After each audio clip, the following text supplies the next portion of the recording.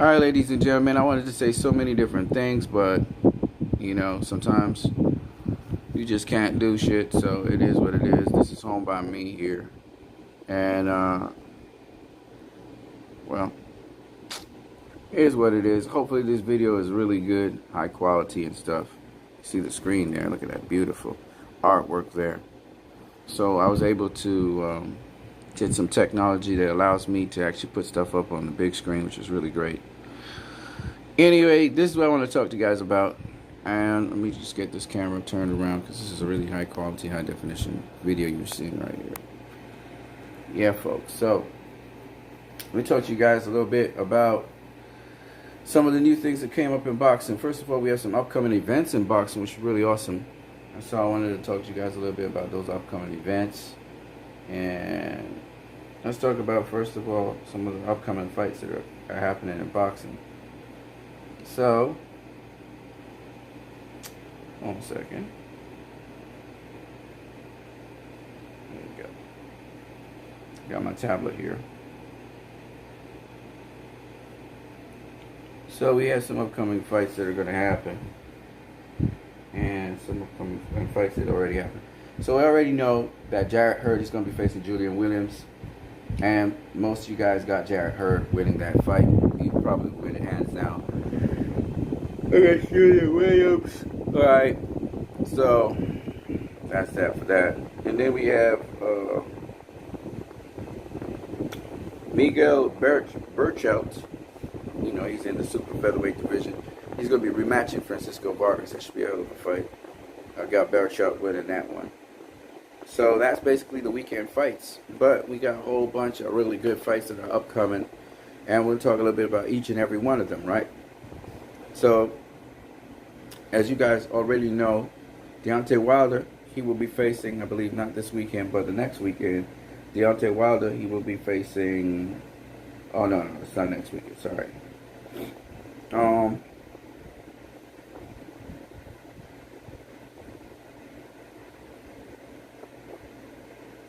yeah, next weekend, he'll be facing Dominic Brazil.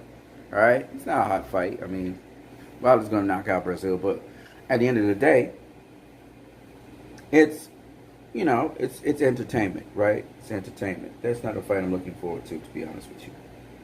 But I believe Gary Russell Jr. is also going to be facing Kiko Martinez. He should knock out Kiko Martinez as well. Billy Joe Saunders. This is very interesting. Billy Joe Saunders is going to be facing Shifat Isufi at 168. Shifat Isufi has a kind of like a partial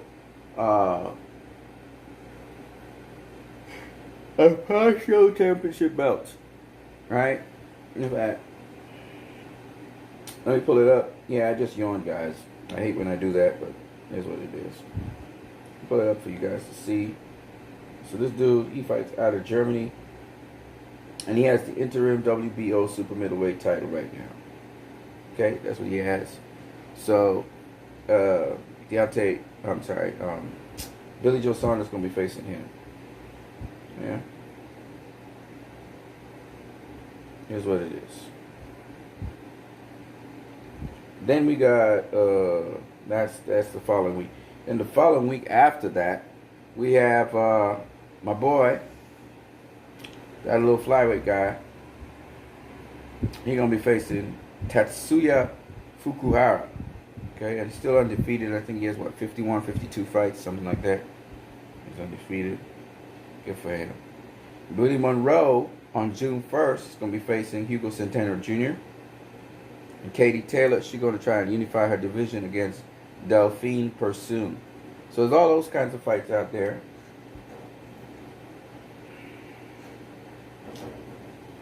Yeah, my tablet keeps on changing up. Now, in terms of what I heard some people criticizing BoxRec for having Saul Canelo Alvarez as pound for pound #1 in the world, then Terrence Crawford, Gennady Golovkin, Errol Spence, etc. Right? This is what I got to say about it. I listened to Roy Jones Jr. talk. He had an interview just before Canelo faced Danny Jacobs, and he was saying his argument was that Canelo is not pound for pound #1 in the world because he's not definitively winning fights. His 2 fights with Triple G, he argued, could be draws. He argued that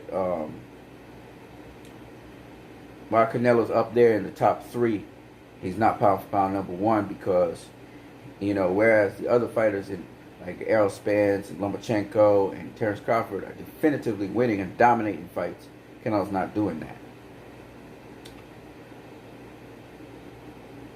This is what I gotta say about Roy Jones Jr. He went on to say some really ludicrous, stupid things, like when Floyd was, when he was boxing in his prime, nobody was talking about Floyd Mayweather. Mayweather's good, but he was pound for pound #1.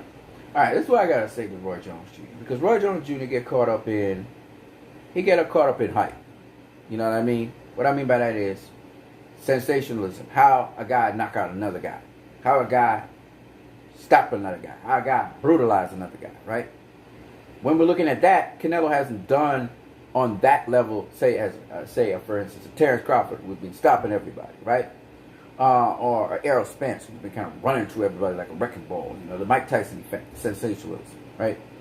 So the manner in which Canelo has been beating his opponents while dominating has not been brutalizing, right? He ain't going in there and wrecking the guys and stopping them and shit like that, right? People are saying that the results in his fights are controversial. They don't think that Canelo's clearly beating his opponents. I will dispute that. That's a disputable, very disputable, by the way, claim, in my opinion. Because, one, the first Golovkin fight, in my opinion, knowing the boxing I know, and the fact that boxing fans today don't know shit about boxing, they really don't. Thanks to Jim Lampley and fucking Larry Merchant, who fucked up the game really bad. All right? But boxing fans of old time, they were much more knowledgeable on boxing. Now, let me just make it abundantly clear. And when I say boxing fans, I'm not talking generally about boxing fans, because the majority of boxing fans worldwide do know about boxing. Okay, the British, they know their shit about boxing. The Europeans, they know their shit about boxing. The Latin American people, for most part, they know their shit about boxing. I'm talking about those loudmouth ass American journalists who don't know fuck what they're talking about. It really pisses me off. And some of those motherfucking loudmouth YouTubers from America who don't know the fuck what they talking about either. Okay? It's mainly them, right? Most people know what they know about boxing. You look at the Argentinian people, the interviews, the reporters, they know their shit about boxing. When I listen to people like Helen Yee, which I'm very impressed by, besides the fact that she is she's gorgeous, man. She keeps herself in tip-top shape and shit. At least she looks that way. I don't know how much she trains and exercises, but it's always good to see somebody training, exercising. And she actually was, I was following her stuff, she actually was a swimming athlete a long time ago. Something happened, and she stopped swimming, period, and went back 10 years later and actually went in a pool and actually swam. I don't know what the fuck happened. But, there are two things I noticed about the people who I see, especially the women who are in boxing right now. I find that they're very innovative in that they got their own companies. So, for instance, Helen Yee, she got her own little sort of spin-off from NBC, where she has her own little program, the Helen Yee channel, sports channel, and she interviews athletes. And she gets those exclusive one-on-ones with the athletes where she sits down and talks with them, which I thought was pretty interesting. I don't know how she got the connections. I don't know how she's doing that shit, but she's doing it. And I think she catches them on the off season. So whereas everybody else is interviewing when it's hot and when there's a fight coming up and shit, she come in the off season and she roll in and she do what she do. And it's really impressive how she interviews certain people, choice people in the industry, and she does it in a certain sort of time. And she does her thing. She does her thing differently to the other people. Alicia Joy Phelps, yeah, beautiful woman. At least she puts herself together, look beautiful and stuff. And she is a grinder, man. She really puts in that work. But I look for people who really give you interview with questions that the fans would want to hear, and also some questions you don't usually hear people talking about. And in an industry which is dominated by mostly guys, in terms of the interviewing and in the industry with the reporters, to hear certain guys just talk some fucked up questions like, what was training camp like? Who gives a fuck? That's a stupid question, man. They're training. for a fight. You gonna know what kind of training camp was like when you see the motherfucker go into the ring and fight the other motherfucker. And another stupid ass question is, how do you rate this boxer who you ain't ever faced against the opponents you faced before? How do you rate him? I'm like, motherfucker, he ain't fought this boxer yet. How the fuck you gonna know how to rate the dude? You know what I'm saying? It's these stupid ass questions that these fucking reporters, and they show us that they don't know shit about boxing. I hate that. You know what I'm saying? When you look at the women reporters, and they're not asking stupid questions. You know what I'm saying? They're not asking. I've been saying this for a long time. I don't know if it's because women have been alienated from a lot of things that they should really be in. And then when they actually do something, they're highly critiqued or criticized. Or if they're not perfect at it, or they're not doing things and dotting their I's and crossing their T's, all of a sudden, I mean, you look at a guy, a reporter, right? A reporter like, what's that motherfucker's name from ESPN? Dan Raphael.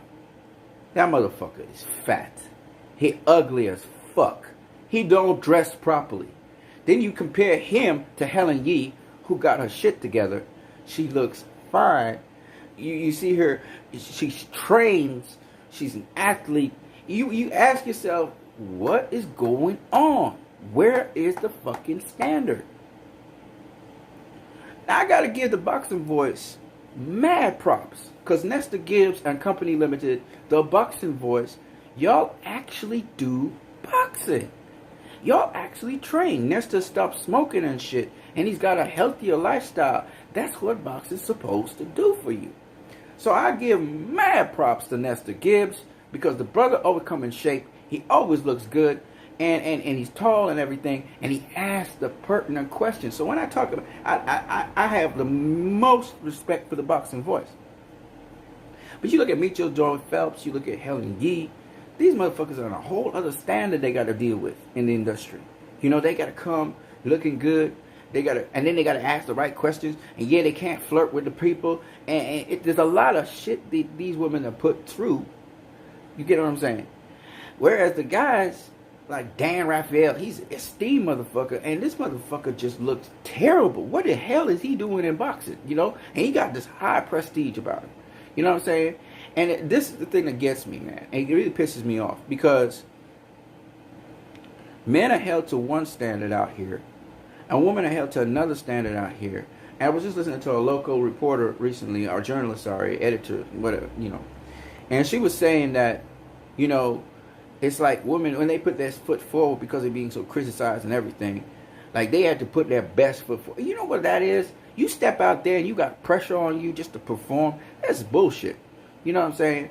And when you look at your male counterparts, they just get a cruise through. That's bullshit, okay? Anyways, I just thought I'd talk about that because I just, you know, there's a lot I want to talk about. So,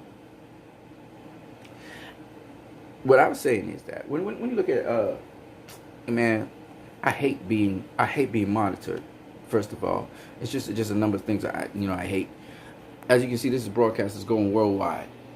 But you know, as I do this worldwide broadcast, it really pisses me the fuck out that I have to sort of be self-conscious of myself. I shouldn't even be self-conscious when I'm talking this shit. You know why? There are two reasons. One, a true person who is in a flow state, if you guys know what flow state is, when you're in a flow state and you're just letting your mind, your thoughts just project out there into the cosmos, into the world, you know, as we say, you allow the Lord God to direct you sometimes you just going with whatever.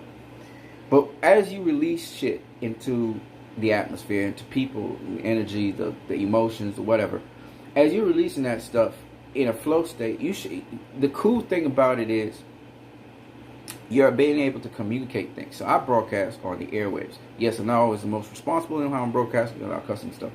My point anyway is, if you could just forget all of that for the minute and just listen to the content that I'm coming with, you'll realize I'm bringing something to the table, right? That's the whole point behind it, right? Anyway, so I was saying that when you look at the fact that you have to be self-conscious about yourself. Now, if you can release yourself from that process where you're not self-conscious about yourself and just doing what you're doing, that's good because you're in a flow state. But the fact that you got to be self-conscious about what you're doing, that keeps you back from actually giving the maximum content that you need to give to whoever it is that you need to give to. If your audience, whatever they are, whoever they are. So, my point anyway is this.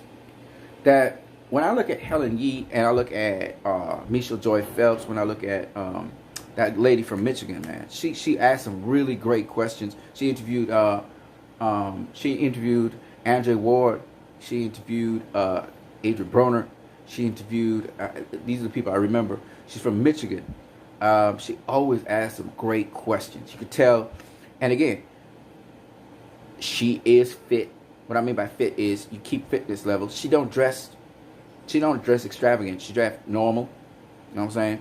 She's not trying to be in sex appeal and all that. She's like a real fucking journalist. Comes in there, very professional.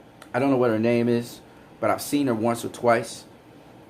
And they're always asking some great questions that you just never hear in boxing. Never. Right? And there are one or two other journalists who are men who actually do a great job. They're always in shape. They always come to the table. You could tell that they're into sport.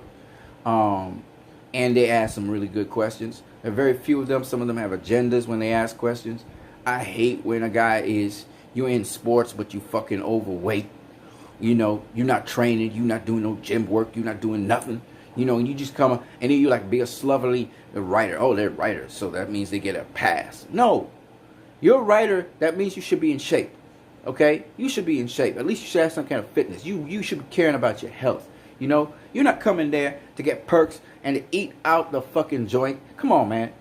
You know what I mean? I'm sorry, man. I'm sorry for, cussing and swearing and shit, but I'm just saying.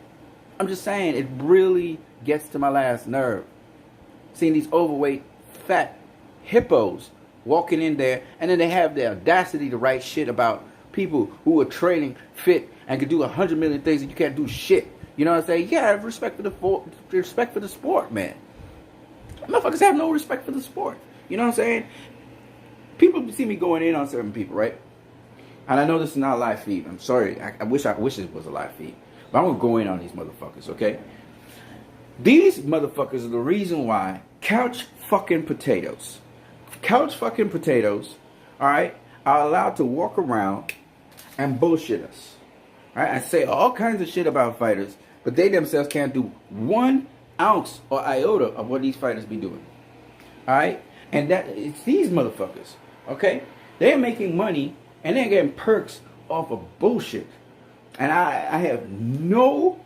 I'm never going to be easy on those motherfuckers because they never lift their finger one day and try to do the sport. Alright? And they always have their fucking stupid comparisons. Alright? And they get all this estimation. Jim Lampley, what the fuck he ever do? At least pick up a pad or something. Punch a pad or some shit. Larry Merchant, what the fuck did he ever do? Oh, he's just a commentator. He's a commentator. He ain't Boxing Hall of Fame. What the fuck? What they doing in Boxing Hall of Fame? What do they do? How many fights did Jim Lampley miscall? And Larry Merchant on that fucking agenda? Man, get those fuckers out of Florida boxing, man. All right, Bob Aaron. Yeah, I'm gonna go there. Yeah, he's an esteemed promoter 20 years ago, 30 years ago. All right, people like to sign with Top Rank. But this dude be doing damage to the sport of boxing, and y'all be sorry, Bob Aaron should be joking around. Fuck his joking around. Get him out of the sport of boxing. Y'all don't like to hear me say that over and over again. But you know what's the funny thing? Jim Lampley and Larry Merchant was saying Floyd need to get out of the sport of boxing. Remember that? Boxing would be better off without Floyd Mayweather. Remember that? So if they could say it, these old white men could say it, why can't I say, let that old fart get out of boxing, Bob Aaron? And y'all be like, oh, you love Bob Aaron. Fuck Bob Aaron. Y'all don't like to hear me say that, but I'm going to say it again. You know why? Because that old fart, that old fogey, been doing a lot of nasty shit, right? Can't promote Lomachenko. Lomachenko is fighting who? Luke Campbell? Get the fuck out of here. Luke Campbell has never been a world champion. Lomachenko should be fighting world champions. He at championship level. What the fuck you doing fighting a guy who's a contender, who already Jorge Linares outclassed. He outclassed. What the fuck you expect? Lomachenko, it makes no damn sense. None. But Byron can't get Lomachenko to face a Gervonta Davis. a Mikey Garcia. Fuck, he can't even face another champion in his division. Okay? Or former world champion in his division. You know what I'm saying? You get what I'm saying? At least try to face somebody who could actually do something. Anthony Corolla, we all knew Anthony Corolla could beat Lomachenko. I knew that. I knew he was going to get stopped. Right? We all knew this. Why? Because Anthony Corolla is not that dude. Alright? Lomachenko, his best win today is Guillermo Rigondeaux. That's it. Alright? Guillermo Rigondeaux. And I give him his props for it. I'm not even going to talk about size. He beat Guillermo Rigondeaux. Alright? And that's that. He ain't got nobody else that's better than Guillermo Rigondeaux. Nobody. The best fight that Terrence Crawford ever had in his career so far is Yorkis Gamboa. That's it. At lightweight. He had the size and reach advantage on Gamboa. Gamboa still got to his ass.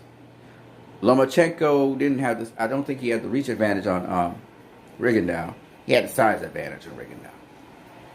Alright? Still outboxed his ass though. Made Rigo quit. And Rigo's a hell of a boxer. Right? A most avoided fighter. So that's the two guys these guys had. But Roy Jones Jr. is saying these guys, they're pound for pound higher than Canelo Alvarez, who has repeatedly, time and time again, fought the world's best. Not pound for pound number one. Not guys like Luke Campbell, fucking Amir Khan, Benavidez, Felix Diaz, and that kind of shit. No, we're talking about dudes who are pound for pound number one in the world, who are the best in the division, who are lineal champions. That's the kind of shit that Canelo be doing. So Roy Jones Jr., he goes off on a tangent about,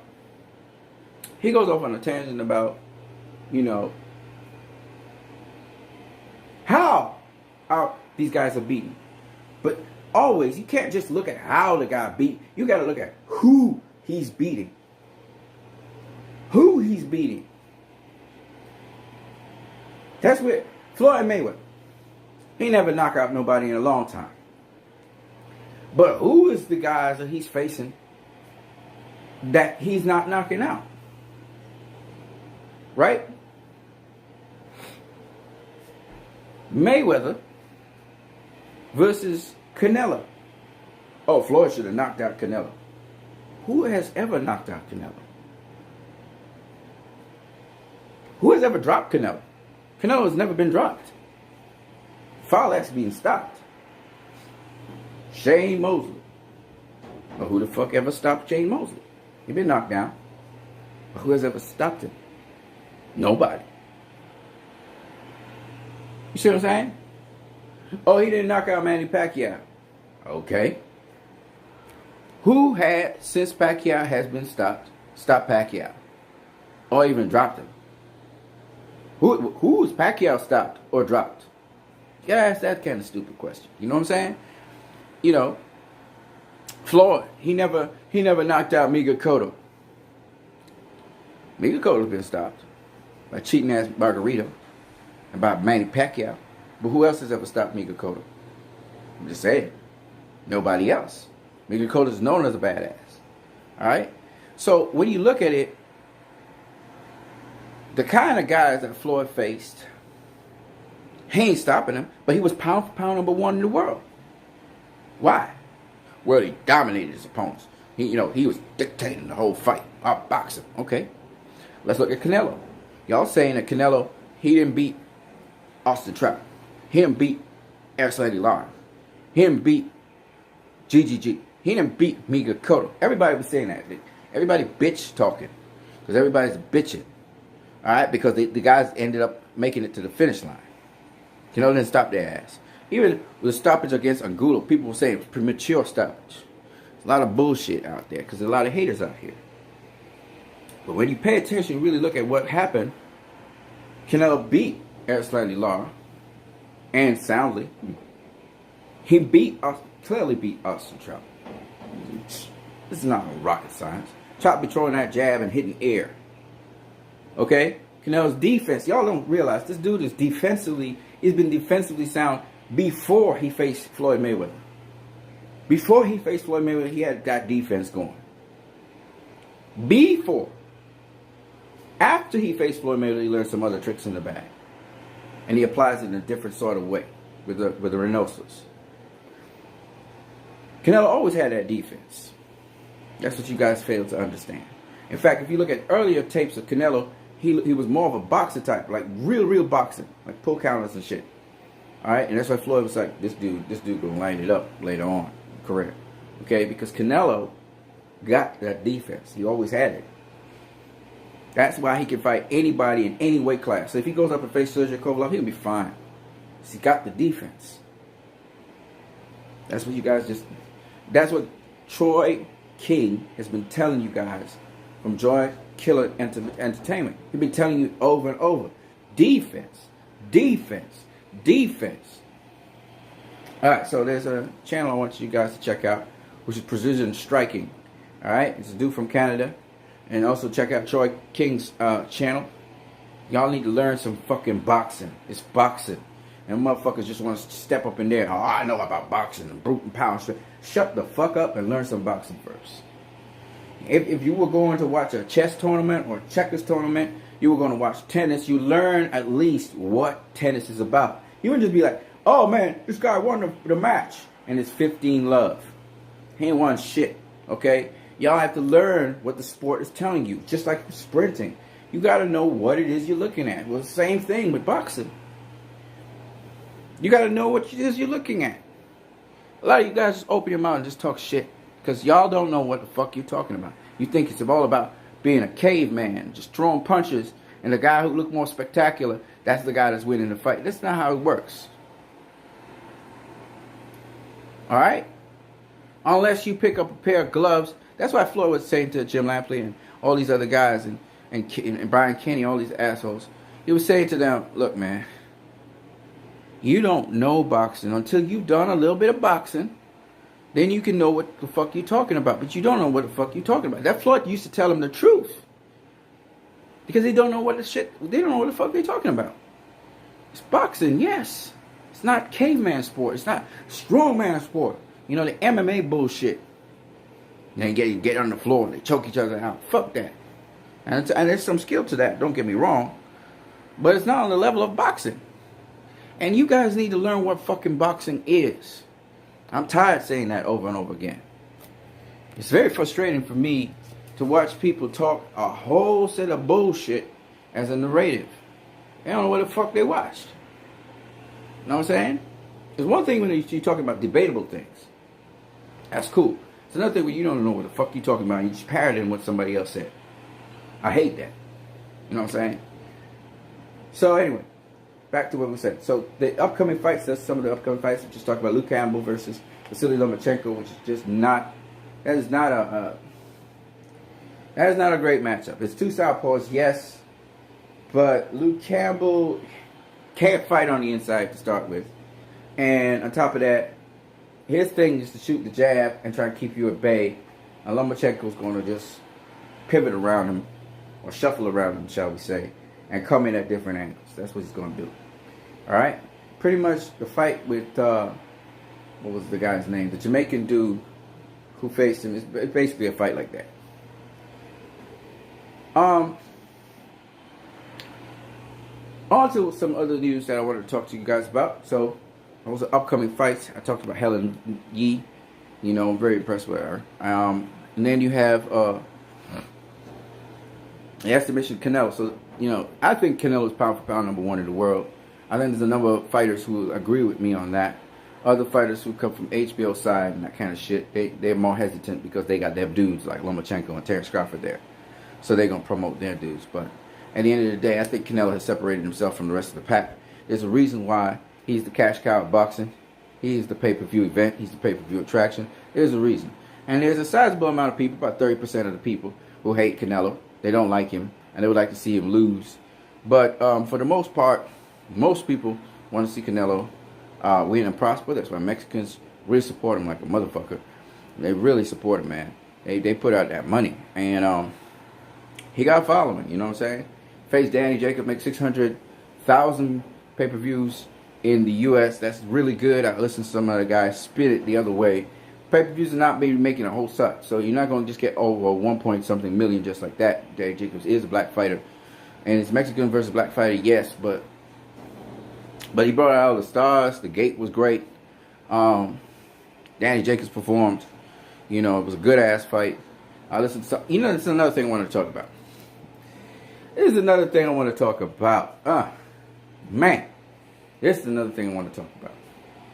I'm walking in circles all the time, but I had to talk about it. I remember Mayweather versus Pacquiao. Now, think about this for a minute, ladies and gentlemen. Just imagine Pacquiao won that fight. Same chess match, but Pacquiao got the decision, right? Same. You think people would be saying it was a boring-ass fight? Think about what I'm saying. Okay. Let's go back to Canelo versus Danny Jacobs. Canelo first Danny Jacobs. Let's say Danny Jacobs won that fight. Let's say the decision went Danny Jacobs' way. You think people would be saying that was a boring-ass fight?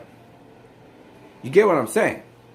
There are fucking haters out here praying for these guys to fail. Praying for their downfall. And they're in the industry. Alright? When Canelo was caught with clenbuterol, right? Found clenbuterol in the system at least once. You saw these motherfuckers crawl out from their little holes to make comments and hate on Canelo, including motherfucking Gennady Golovkin.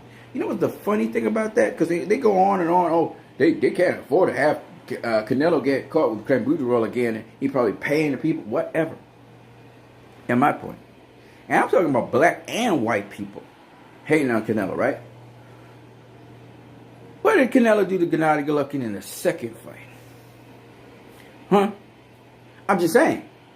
He was caught with clenbuterol. After that, he's not been caught with clenbuterol since. And he has been tested by Vada, right? So the motherfucker clean, and he was walking Gennady Golovkin down. Like he walked down Julio Cesar Chavez, like he walked down Danny Garcia. Just saying. Just saying. The bigger, supposedly stronger fighter. Gennady Golovkin couldn't take a step forward in that fight. Canelo beat his ass. Couldn't stop him, but he beat his ass. Alright? He beat him bad. He beat his ass up. You know why? You know why? Canelo decided, oh, motherfucker, that's what it is? That's what it is? I'm going to stop your ass. I'm going to stop your ass. Right? Going to town with me about clenbuterol? I'm going to kill you. Canelo was angry. You know, because he got suspended from boxing. The fight got delayed. He said, I'm going to kill you, motherfucker. He went in there to kill him. Couldn't stop him, though. He beat his ass up. Gennady Golovkin took a beating. And now you motherfuckers saying, oh, he didn't beat Golovkin. Y'all are sentencing Golovkin to death. That's what y'all don't realize. Canelo has already killed one sparring partner. Y'all don't know about that shit.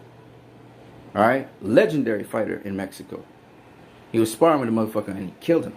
Okay? Y'all don't know about this shit. Y'all don't understand boxing. Alright? Now, there's a reason Danny Jacobs couldn't come forward and beat up Canelo like he wanted to. It's called defense.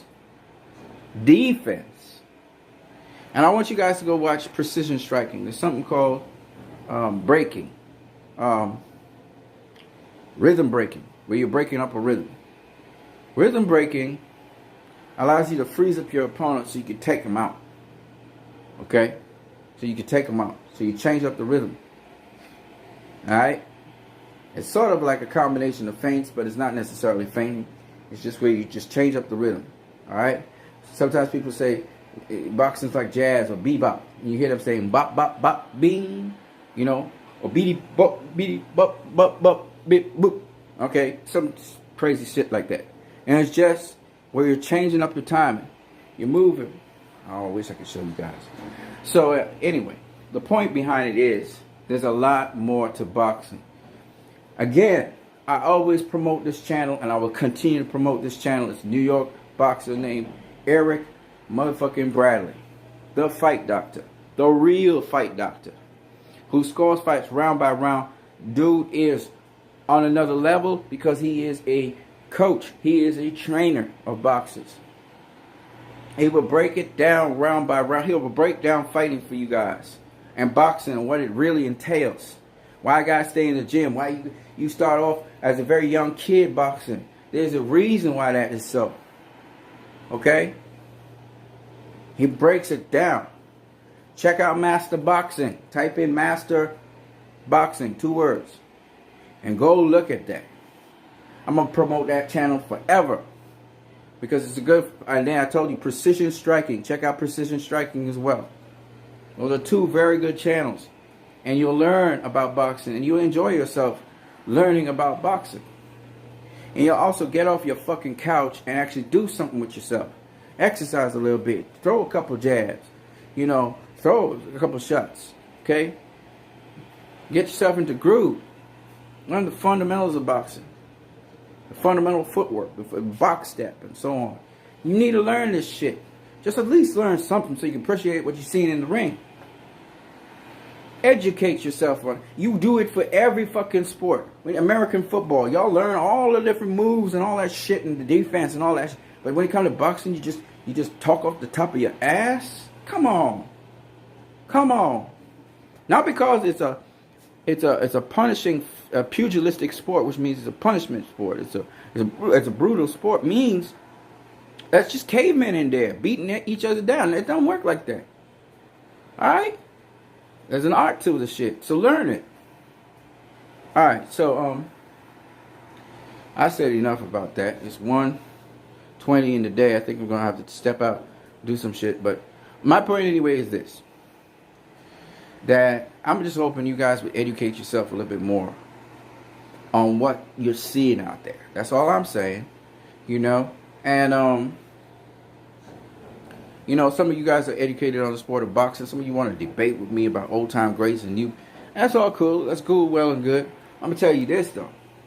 All right, the old time greats were great for their time, and they call them all time greats, but really and truly, for all time they would get their ass beat. Okay, because as boxing becomes more and more of a science and the rules change and stuff, you're gonna get beat up actually more, and the guys are bigger, okay, than they used to be. All right, we got guys coming in middleweights, coming into lightweight, motherfucking middleweights, and a middleweight division, remember, starts from above 154 and goes all the way up to 160, right? So Danny Garcia, Terrence Crawford he used to be 152, 154, 158 pounds on fight night, fighting a lightweight. The motherfucker was a middleweight fighting in the lightweight division. And these are things you guys have to understand. So if Terrence Crawford was to face Roberto Duran would be 135 pounds because he had the same day reign, whereas motherfucking Terrence Crawford would be 158 pounds. That ain't fair.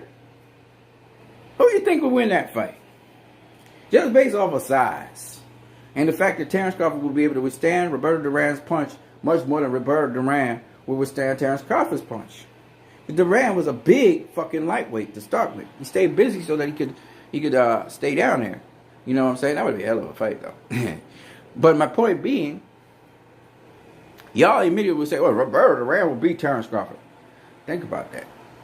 158 pounder facing 135 pounder. Maybe he got 2 more pounds on. So you'd be 137 by the time they start the fight. That's some bullshit. Now, if both of them are 135 pounds, I got Roberto Duran because Terrence Crawford going to be dry. That motherfucker ain't going to be able to do shit.